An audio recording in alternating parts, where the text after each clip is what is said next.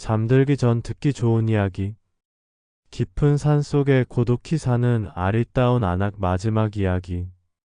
절벽 아래로 떨어진 장포는 기적적으로 목숨은 건졌지만 팔은 부러졌고 발목은 크게 다쳐 앞으로 똑바로 걸을 수 없게 되었다.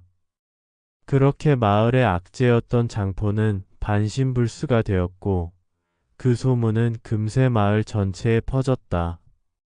그의 패거리들 또한 장포가 힘을 잃자 빠르게 등을 돌렸다. 누구도 병든 장포를 도와주지 않았고 그는 외딴 움막에 버려지듯 누워 하루하루를 보내게 되었다. 예전엔 칼을 휘두르며 사람들을 겁줬지만 이제는 밥 한 숟갈 떠줄 사람도 없이 바람 소리만 듣는 처지였다. 며칠 후 명월과 송우는 관아를 찾았다. 도와주십시오. 이 마을을 오래 괴롭혀온 자입니다. 납치와 협박, 폭력 모두 증인이 있습니다.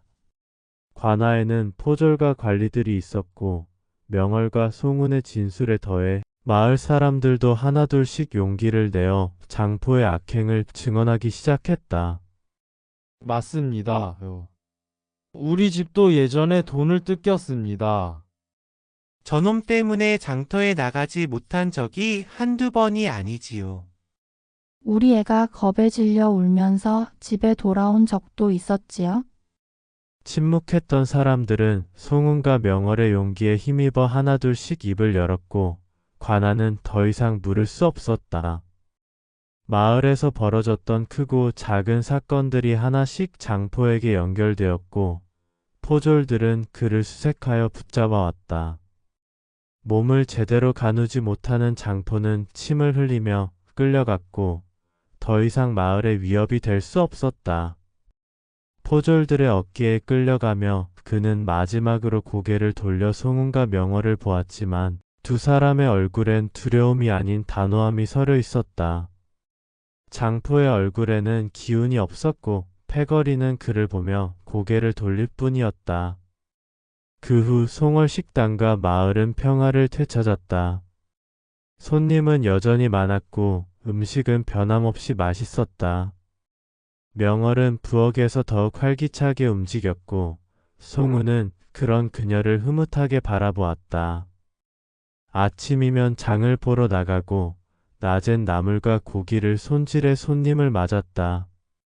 밤이면 두 사람은 조용한 방에 앉아 하루를 돌아보며 미소를 지었다. 송우는 가끔 말했다. 이 모든 게 꿈 같소. 산에서 혼자 지내던 소저가 지금 이렇게 내 곁에 있으니. 명월은 뺨을 붉히며 대답했다.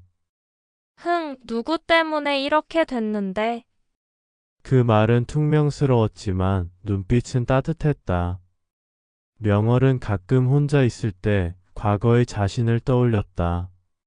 숲속 오두막에서 외로움도 모르고 살았던 그 시절. 아무것도 바라지 않고 아무에게도 기대지 않던 나날들. 하지만 지금은 다르다. 누군가와 함께하는 삶, 그 온기와 울림이 얼마나 소중한지 이제는 알고 있었다. 송은 또한 마찬가지였다. 산에서 처음 명월을 만났던 날이 자꾸 떠올랐다. 그녀의 차가운 말투와 날선 눈빛 속에서도 외로움이 느껴졌고 그는 이상하게도 그녀를 외면할 수 없었다. 그때는 몰랐다. 그 끌림이 이렇게까지 커져 마음 깊은 곳을 물들일 줄은. 둘은 서로를 통해 자신을 돌아보고 스스로도 몰랐던 마음의 결을 하나씩 발견해 갔다. 싸운 날엔 밤새 마음이 불편했고 웃는 날엔 그 웃음 하나로 하루가 가벼웠다. 어느새 서로는 삶의 일부가 되어 있었다. 그들의 하루는 평범했지만 그 평범함 속에 스며든 감정은 누구보다 진하고 깊었다. 아침에 눈을 뜨면 서로의 얼굴을 바라보며 인사하고 낮에는 함께 식당을 꾸리고 저녁이 되면 나란히 앉아 그날의 고단함을 나눴다. 명월은 송은의 말없는 배려에 마음이 따뜻해졌고 송은은 명월의 미소 하나에 하루 피로가 녹아내렸다. 두 사람은 이제 서로를 삶의 중심에 두고 있었다. 사랑은 거창한 고백이나 사건이 아니라 하루하루를 같이 살아내는 일이란 걸 배워가고 있었다. 그 마음은 천천히 그러나 분명히 두 사람 사이를 이어주는 끈이 되었다. 어느 날 밤 장작불이 잦아들 무렵 송우는 말했다. 이제야 마음이 놓여. 장포도 사라졌고 소저도 내 곁에 있고. 그녀는 다가와 송은의 손을 잡으며 고개를 끄덕였다. 따뜻한 온기가 손끝에서부터 퍼져나갔다. 그날 밤 그들은 나란히 누워 서로의 체온을 느끼며 긴 여정을 되짚었다. 말없이 서로를 바라보다 송은이 속삭였다. 소저 아니 명월. 내 곁에 있어 정말 고맙소. 그리고 앞으로도 쭉 함께 하고 싶소. 명월은 작게 웃으며 고개를 끄덕였다. 나도 너 없으면 안 될 것 같아, 이젠. 그리고 두 사람은 서로를 끌어안았다. 그들의 입술이 맞닿는 순간 그동안의 두려움과 외로움은 모두 사라지는 듯 했다. 깊은 밤, 조용한 방 안엔 그들의 숨소리와 따뜻한 체온만이 가득했다. 이제 송월 식당은 단순한 식당이 아닌 사람들의 이야기가 모이는 따뜻한 공간이 되었다. 장터에서 지친 상인도 먼 길 떠나기 전에 나그네도 이곳에 들러 따뜻한 국 한 그릇과 미소를 받아갔다. 명월은 매일 새로운 요리를 연구했고 송우는 홀을 정성껏 관리했다. 서로 다른 듯 닮은 두 사람은 눈빛만으로도 마음을 나눴다. 그리고 그렇게 시간이 흘렀다. 계절은 바뀌고 햇살은 조금 더 따뜻해졌다.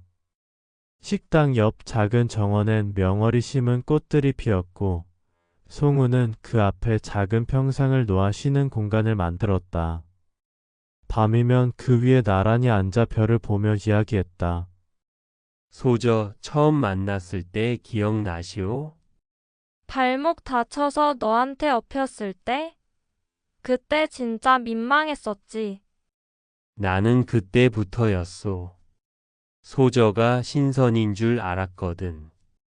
하지만 소저의 미모가 없었더라도 나는 소저에게 빠졌을 것이오. 그 말에 명월은 조용히 다가와 그의 어깨에 기대었다. 그리고 조심스럽게 입을 열었다. 나를 숲속에서 꺼내줘서 정말 고마워. 내가 거기 계속 있었으면 고독한 줄도 모르고 평생을 그렇게 살았을 거야. 사람 마음이란 걸 너를 통해 처음 알았어. 그리고 지금처럼 함께하는 하루하루가 얼마나 소중한지도. 송우는 말없이 그녀의 손을 감싸 쥐었다. 그들의 온기와 숨결은 이 조용한 밤을 가득 채우는 사랑의 언어였다. 그날 밤 두 사람은 나란히 누워 서로의 체온을 느끼며 숨을 고르듯 조용히 잠들었다. 송우는 처음 명월을 업고 달리던 날의 그녀의 체온과 떨림이 아직도 생생히 기억났다. 그녀를 지키고 싶다는 감정은 단순한 연민이 아니었다. 그건 곁에 두고 살아가고 싶은 간절한 마음이었다. 명월 역시 혼자만의 시간을 가질 때면 문득 스스로를 돌아보곤 했다. 혼자일 때는 몰랐던 세상이었다. 이런 온기, 이런 하루하루가 있는 줄 정말 몰랐던 그녀는 이제는 누군가를 기다릴 수 있고 함께 웃는 법도 배워가고 있었다. 송은과 함께한 매일은 단지 동행을 넘어 자신의 삶에 색을 입혀주는 시간이 되었다. 그들의 사랑은 거창하지 않았다. 따뜻한 밥 한 끼 손끝에 닿음 같은 하늘을 바라보는 침묵. 그 조용한 순간들이 쌓여 그 어떤 약속보다 단단한 신뢰가 되었다. 그들의 하루는 평범했지만 그 평범함 속에 스며든 감정은 누구보다 진하고 깊었다. 아침에 눈을 뜨면 서로의 얼굴을 바라보며 인사하고 낮에는 함께 식당을 꾸리고 저녁이 되면 나란히 앉아 그날의 고단함을 나눴다. 그리고 아주 먼 옛날 깊은 산 속에 고독히 살던 아리따운 안악은 이제 더 이상 혼자가 아니었다.